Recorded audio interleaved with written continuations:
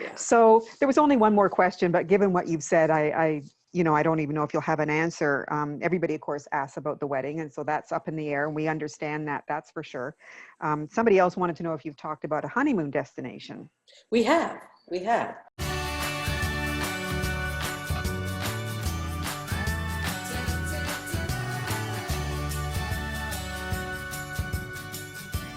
Like Bunny said, we started the group because I had this vision of a group where there would be respect and honor shown to who you are as a person, as a human being. And I wasn't seeing that in other groups. And it was very disturbing to me. But we did put up a little notice saying that we were going to have a big surprise, and we asked for some questions. So I think we mentioned Donna earlier, that you had met her in Philadelphia, and she wanted to know if you were coming back to Philadelphia anytime. No, I think South Dakota. With Donna. Well, Brenda, there was Brenda in South Dakota that I thought, but two of them wanted to know. One was South Dakota and one was Philadelphia. Yeah. Whether you were coming to either of those areas. Well, not right now. I always love to be a part of a speaking. In fact, I got a speaking engagement. I'm surprised it's still going on. But I got a speaking engagement out in Missouri at a Women's Bankers Association thing. And what was my point to all of that? But I'm looking forward to the Q&A, because I love Q&A, because you can say a lot of things about your life and what you hope, what are those commonalities of my life that I can bestow upon the audience of things that have helped me, and how can it help them in their job and stuff like that. I always like the Q&A, but I always say, well, maybe if I get a conference, a speaking engagement, or I show up for, I don't know, Well, I'll just say, as a Canadian, and we have a lot of Canadian members that we do. Yes. Oh, and so huge if you ever, when the borders open, I'm not going to say if, I'm going to say when the borders open, it would be When. wonderful. When. I would be wonderful if you came to Canada. I know a friend who lives in the Toronto area. His name is Tim Mutto, M-U-T-T-O. He is a little person. He's his family's from India. And he's very intelligent. Oh my gosh. He's I don't know, an engineer or something like that, but he started his own charity foundation of building wells. He's gone all over. I so wanted to go to Cuba, when he went out there, started a well and stuff like that. But anyway, I don't know why that brought, because I had something in Toronto. Canada. I think I had a speaking engagement out in Toronto when I was part of this one organization. Thank God I'm not a part of it anymore. Anyway, I met him. So who knows if I have a speaking engagement or some reason I get to go out there. Bunny, where do you live? In the Daytona Beach area. There's okay, I hope nobody comes to try to find me. Oh, no, I'm just playing.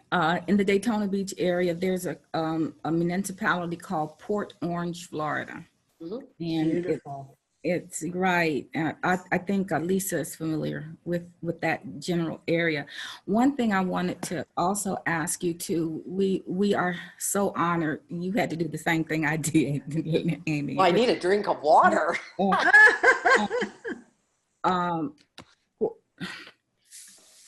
We really want to represent you well.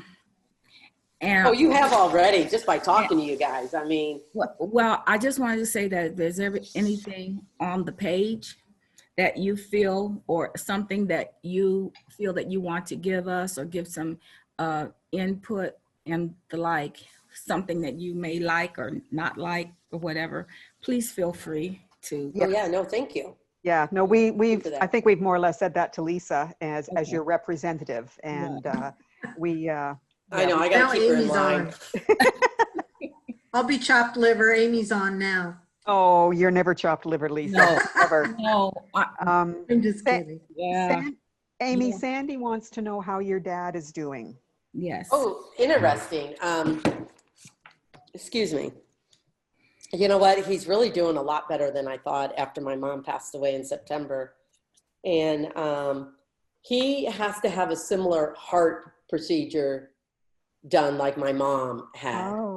But I just realized, which I kind of knew at the time, she didn't really die from her heart surgery. She died from an infection in her finger that never Wow. went away and eventually went throughout her Oh, system. oh, And that is really what, you know, caused her to pass away. So I don't think we're as leery about this heart procedure that my dad has to go through. He just had a major test on June 17th to determine like the size that this, because every size of the aorta or whatever it is different in everybody. That went very well. He's in good health. He's 91, going to be 92 in January. He still drives. He drives 5-6 hours to go up in the UP, the Upper Peninsula of Michigan, to the cabin that they have on Lake Michigan.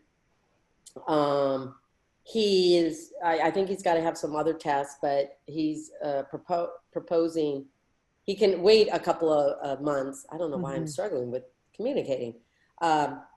He can wait a couple of months. So he's going to have this procedure done in October because he didn't want it during the summer. So he could, you know, go up north and everything. And if things go well, he has done reenactments, you know, dressed up in the muzzle loading gear, the buckskin. oh, wow. You know, he never wanted to associate with a lot of those reenactments are generally, not all of them, but associated with a war, like the Civil War reenactments and, you know, stuff like that.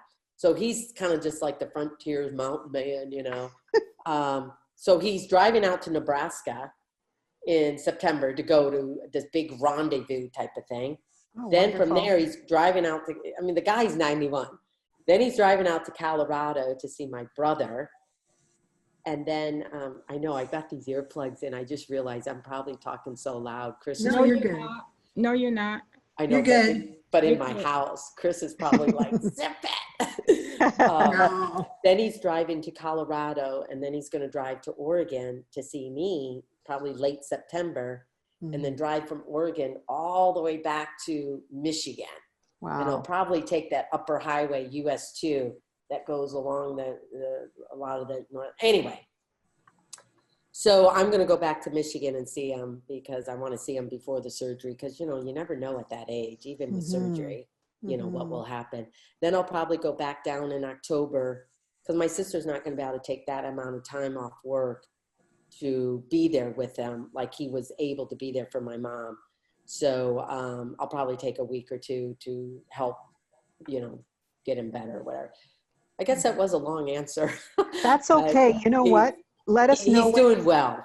That's awesome. I mean, that's amazing for a man his age. And so, you know, keep us up to date when the time comes, and Well, thank you for whoever asked. I appreciate well, that was Sandy, and you know, people do ask in the group those kinds of questions. Ask me anything because I always have the right to say next. Yeah. Okay. So here we go. Kelsey wants to know if you've shopped for your wedding dress yet. No, I haven't. In fact, Chris and I really haven't looked at venues yet because of this whole COVID and everything like that. And I know a lot of people have asked, oh, are you going to get married on the farm? You're going to get married on the farm? I think if it was under different circumstances with what I'm dealing with internally right now when it comes to the farm property and everything, maybe. But I've decided, no, I'm not going to get married on the farm. I think this is Chris's first wedding, first marriage.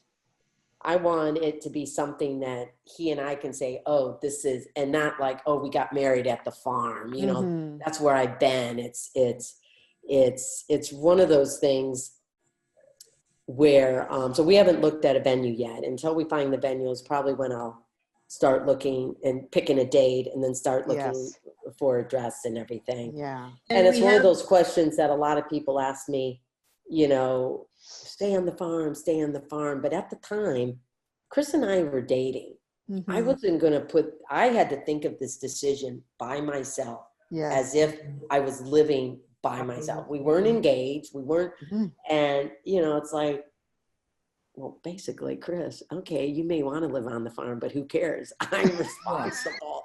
I've got to be able to do it. Yeah.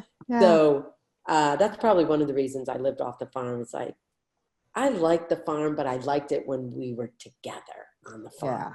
We're not together, you know, Matt and I. And 33 acres. I don't, okay, drive a tractor. I got to fix it. I got to hire all these people. And, and then living on his side. Yes, it would have been fun to build a house, but I had to think about me.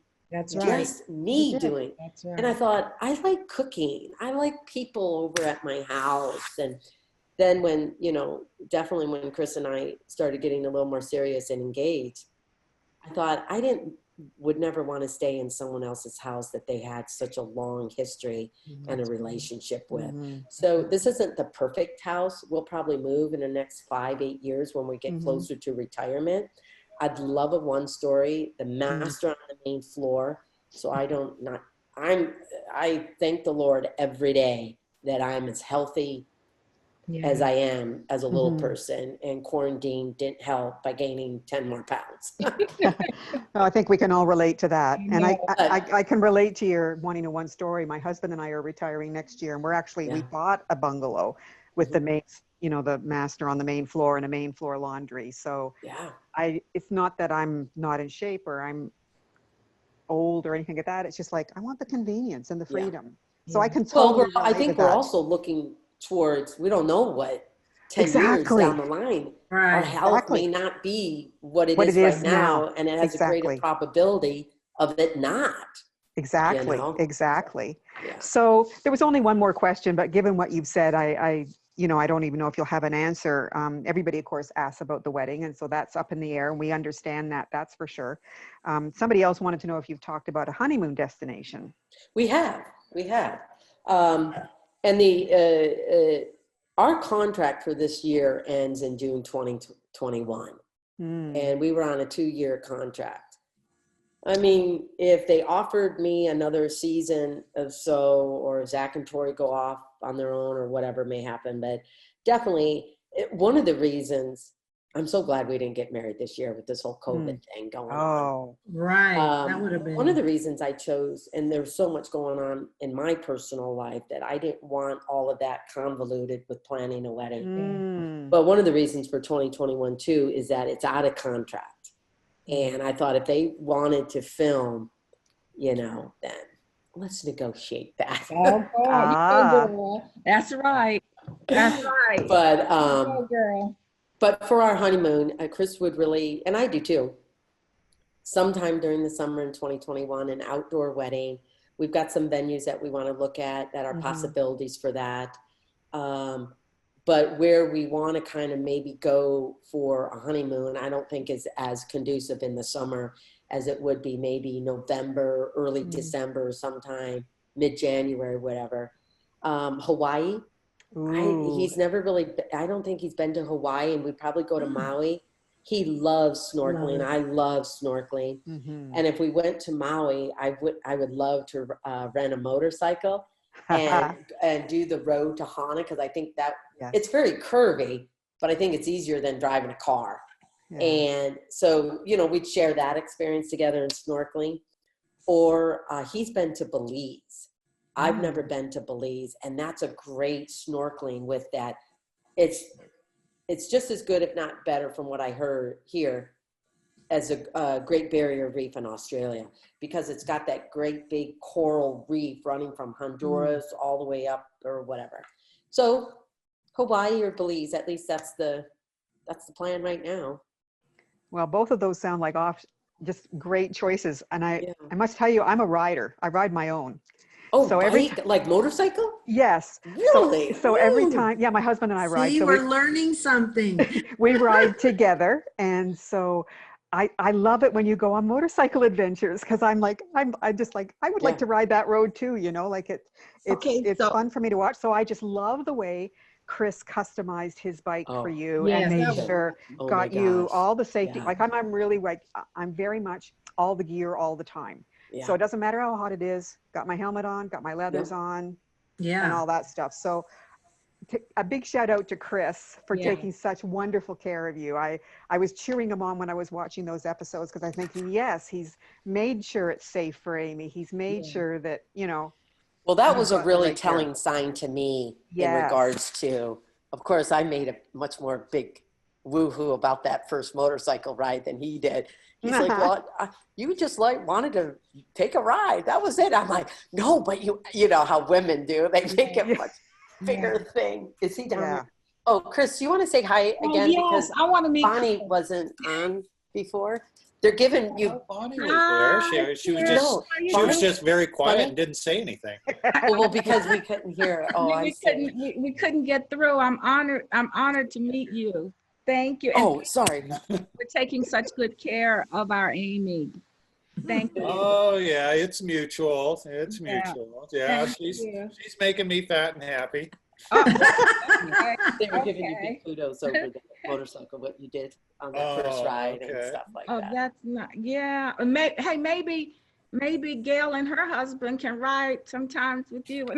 Yeah. Well, it would be a long way up to meet up in the middle somewhere. But yeah, we ride our own bikes, Chris. I have my own, my husband has his own. And so that first time I saw you taking Amy out, I was just, you know, yelling and cheering. And I was just, as I said already, thrilled that you were taking such great care of her and making sure she was safe and comfortable. Oh yeah, I mean, it's the bike is a big passion of mine, and so I wanted it to be safe and comfortable for Amy, so she would enjoy it as much as I did. And fortunately, she does. She's a good co-pilot, and I think she loves to travel by motorcycle as much as I do. Oh yeah. Good. I told them one of the questions they asked me was about the honeymoon, and I said, well, if we went to Maui, you know, we talked about renting a motorcycle and riding the road to Hana, and I thought that would be a good thing, plus snorkeling. But yeah, so anyway. Yeah. So I just wanted him to say hi to y'all again. Well, thank that. I'm so glad too. Because I said, oh no, I missed Chris. So it's thank you. No, I'll keep him around. He's a good guy. Yeah, he sure He is. is a good guy. The nation will come after him if they do not want anything to happen to Amy, but we don't want anything to happen to Chris either. Well, No, thank you. And I'm sure you've heard this 100 times, but your proposal moved many of us to tears. Oh God, yes. It made us all scream and jump and cry and laugh all together. Well, I wasn't prepared for it. I had no idea it would get as emotional as it did, and then I was sorry that everyone else got to see that. You know what, True man cry. That made it really special, Chris, for all of us to be allowed to be part of that intimate moment between you two. That is so true. Thank you so much for allowing us to be part of your lives in that way. Well, he's very much a true Idaho guy, you know, had that tough exterior and, you know, don't let anyone see you cry emotions or anything. That's right. I'm supposed to be a man of steel, you know. And you let your hair grow out after the prom. Yeah. The hair color. No, it's not black anymore. No, that was those dark hairs disappeared a long time ago.